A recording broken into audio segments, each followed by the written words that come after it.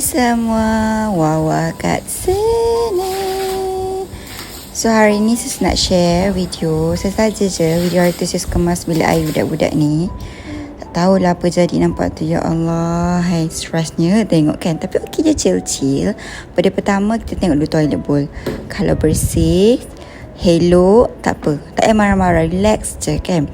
Sebab benda lain boleh dibuat dengan tenang lepas tengok toilet bowl yang bersih.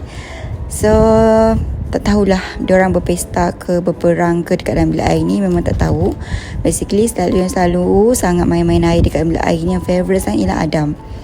Dia sangat suka main air dalam bilik air. Dah lah air sekarang ni mahal sebab tarif dah naik. Tapi itulah diorang buat macam air ni tak ada apa pun kan.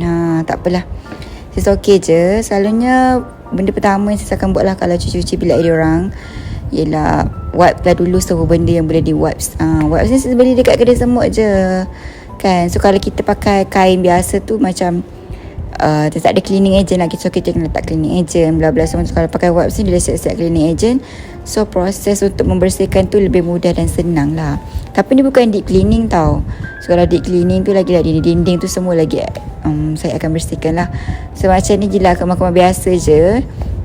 Kemas-kemas yang untuk nampak bersih lah bilik airnya, tak ada nampak kotor kan. Sebab biasanya once a week memang saya akan kemas lah. Sebab kalau tak, memang licin lantai tu. Sebab diorang main air pesta-pesta tu.